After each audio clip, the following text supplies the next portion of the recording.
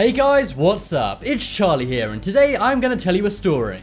And the story is of a man who was taken hostage by pirates for 977 days.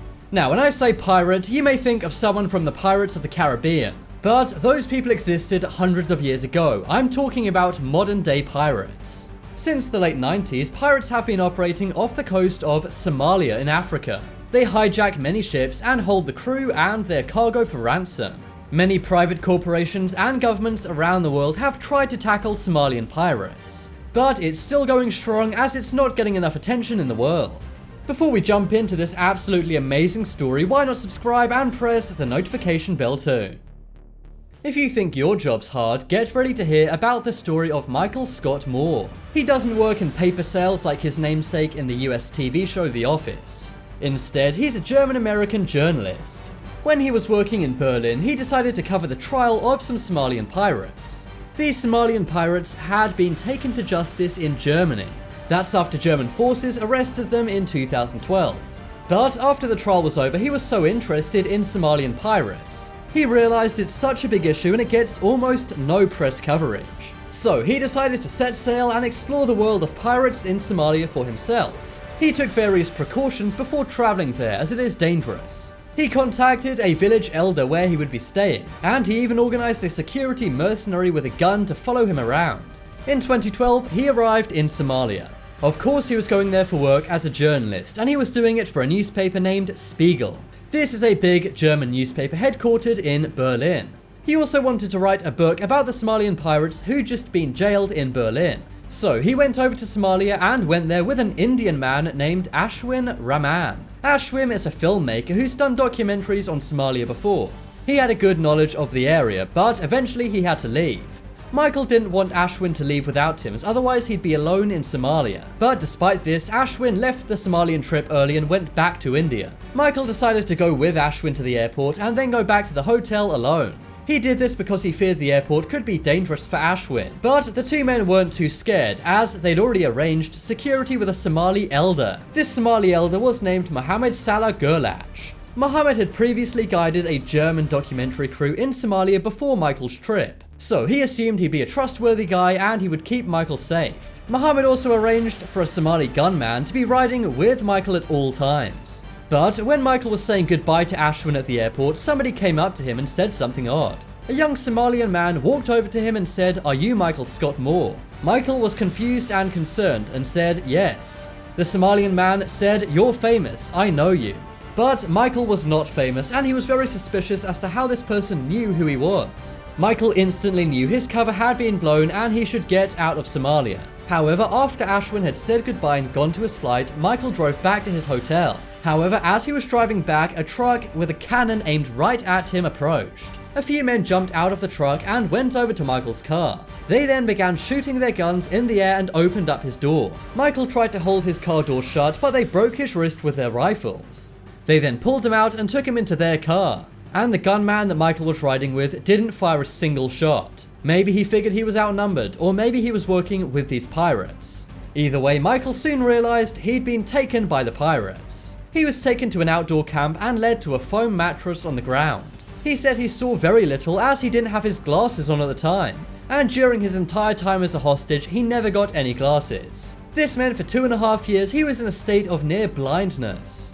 His time with the pirates was terrible. Each day Michael got some bread, a can of tuna, and some pasta or rice as well as water. But it was hardly a buffet. In fact, he got very little food and he lost 40 pounds within 2 months. The pirates also told him how they got him.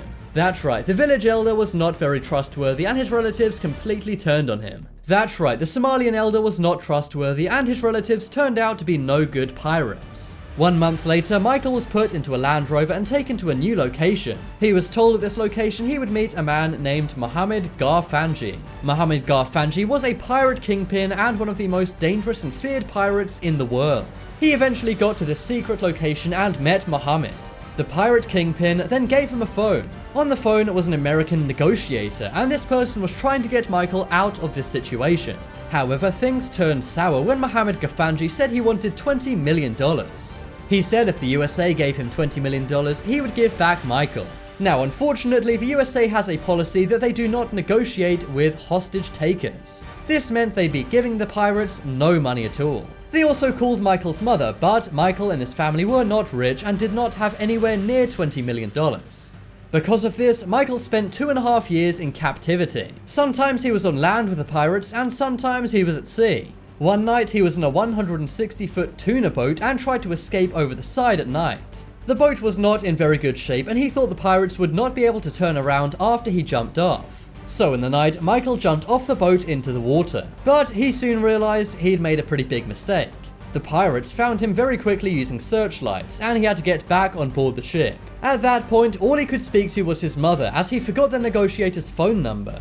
So you're probably wondering, how on earth did Michael not go absolutely insane when he was held captive? Well, apparently he used yoga to calm his mind. He said he would try and do it out of the eyesight of the pirates in case it baffled them. But at some point, they saw him doing it and decided to join in. That's right, Michael literally taught these pirates who kidnapped him yoga. This was a great coping mechanism for Michael when he was captured. But don't think it was all sunshine and rainbows and yoga for Michael. Michael was having some very dark thoughts. When Michael was 12, his father took his own life. His father had done this using a pistol. And sadly, when Michael was captured, he considered the same thing. The pirates would often leave around AK-47s. He never used the AK-47 to escape as he was way outnumbered, but he did sometimes consider using it on himself. However, he knew his friends and family would be so sad, so he decided not to do it. He also did something pretty amazing. He made the decision to forgive his guards. Even though these pirates were taking him hostage, he forgave them. He said it was a daily discipline and daily practice of reminding himself, but it did work. But while he was in Somalia, his mother was putting in a lot of work. Using a cell phone, she'd been talking to the pirates. She had managed to negotiate his $20 million ransom down to $1.6 million. Now, she was not a millionaire, but eventually she did raise the money from other people. Then, one afternoon on a regular day for Michael, a car pulled up outside the compound he was at. A man then leapt out and said, "Michael, we're gonna take you to the airport." But at first he did not believe it. However, he was desperate, so he still packed his things and got into the car. But when he got into the car, the man said, "Michael, actually we're not going to the airport. Instead, we're going to drive you and give you to some other Somalis." This made Michael very angry as he thought he'd been sold to another gang. But luckily this actually was not the case. Instead, he'd been handed to another Somali who got his mom on the phone. That Somalian man then said, "Michael, now we're going to the airport and your pilot is going to be named Derek." Now obviously Michael had been held capture for 977 days, so he didn't believe it. But eventually he did get to the airport and Derek was there in a plane. Someone actually said, "Can you wait before you take off as a journalist is coming to take your photo?" But Michael said, "I don't care about that, Derek, get me out of here," and the plane flew off. Luckily, Michael was able to get somewhere safe and he now lives a normal life as a journalist in America and Germany. Later, he published a book, The Desert and the Sea, 977 Days Captive on the Somalian Pirate Coast. This book went on to be a bestseller as it's such an amazing story. And he's also now a humanitarian who talks about the dangers of Somalian pirates. Honestly though, I'm amazed he was able to survive 977 days of terrible treatment. But using yoga, meditation and forgiveness, he did. But now it's time to make your opinion heard. If you guys were taken by pirates, what would you do? Vote in the poll in the top right corner to let me know. If you want some more amazing videos, then check out my second channel. There'll be a link to that on screen in a moment. But as always, thanks for watching. Check out some more videos on screen right now. Leave a like if you enjoyed it, and if you haven't already, what are you waiting for? Subscribe to Top 10s.